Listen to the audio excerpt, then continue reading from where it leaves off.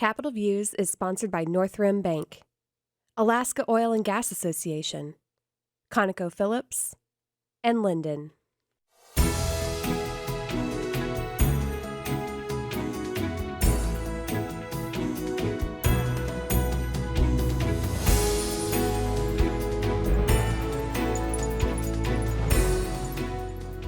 Hi, I'm Tim Bradner with Alaska Legislative Digest, and welcome to Capitol Views. And a special welcome today to Julie Saupe, the President and CEO of Visit Anchorage, one of the state's major tourism groups. Julie, thank you for joining us today. Yeah, you bet. I'm happy to be here. Thank you. Julie, it looks to be a pretty good tourism season, maybe a repeat or a little bit better than last year. Maybe you could just tell us what's the outlook? Are we going to see more cruise ships, more visitors at the airport this year? I think your summary was pretty close. It will be a good year and probably pretty close to last year, both in terms of cruise passengers, independent travelers. We're anticipating steady, maybe slight growth, which doesn't sound exciting. However, if you look at our growth pattern over the last several years, that really is a fantastic year for the whole state, and we're also looking forward to the same in Anchorage. Julie, is there any particular types of visitor categories that are showing growth? I remember a couple of years ago we spoke, and the international tourism market seemed to be a little bit slow in coming back from the pandemic. Yeah, that's exactly where I was going to go when you first asked the question.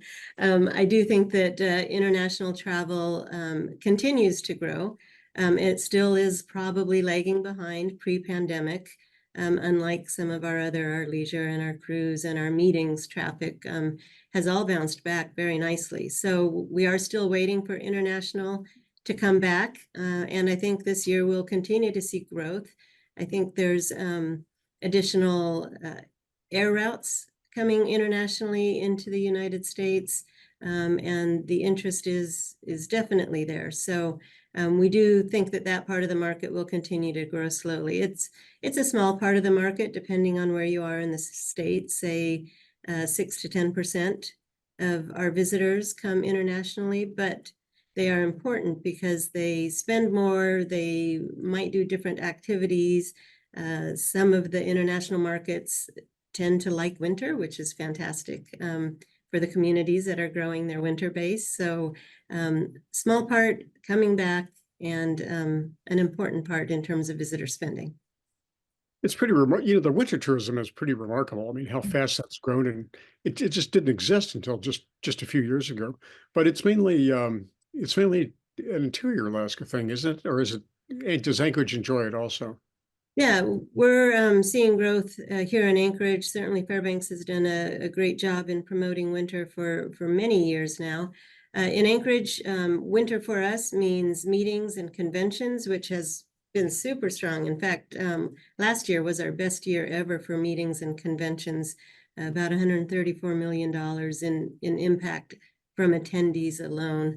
And we've looked at our bed tax over the years, and in the last few years, if you looked at what we're calling 5 months of summer, so May through September, and compared that to the rest of the year, the other 7 months, the bed tax is almost 50%. So that tells you winter is much more important, I think, than even most of us in the industry think it might be.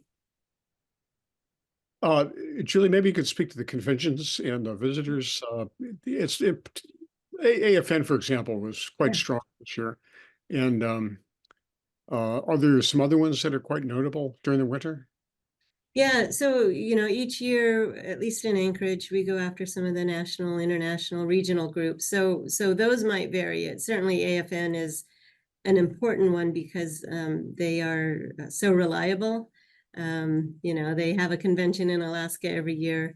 Every 2-3 years, they may venture out of Anchorage, but it's critical for Anchorage, and it starts off our meeting season, I think we'll call it, in October. But other kind of standard events that we can rely on, ASAA March Madness is a terrific event for Anchorage as well. And then, of course, festivals like Rondi and the start of the Iditarod, those also help Anchorage tourism quite a bit.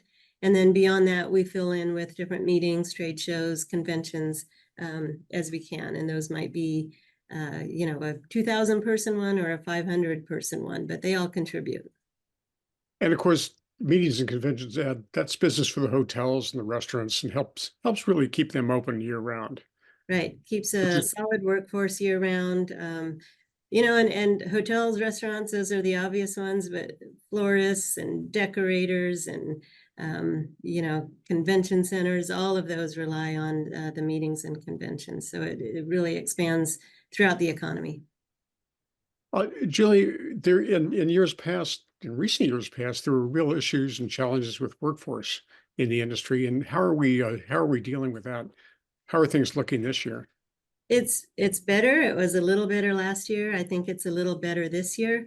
I think our seasonal workforce, I think that our summertime workforce is probably a little bit easier now than our year-round workforce. So the college kids, maybe the teachers who are off in the summer, those type workers, I feel like we have made better strides in the summer.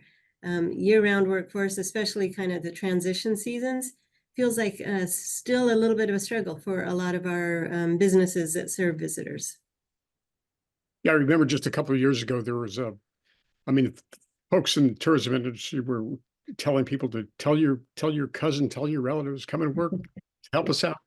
We're still And doing that, but are there any kind of strategic new marketing initiatives that you got undertaken? Is, for example, international tourism, that an area where marketing could help, targeted marketing? yeah, certainly. And I wouldn't call it a new initiative. It's certainly something we've always been doing, whether here in Anchorage or at the statewide level. I think that we're really seeing a younger market, more adventure travel, whether it's hard adventure or soft adventure. There's a much higher appetite for that kind of thing. The glacier treks, going into an ice tunnel, skating or fat tire biking out on Portage Lake, those type of experiences are in high demand. That's really encouraging. And Julie, thank you for joining us. We can resume this and continue the conversation. Terrific. Thanks for having me.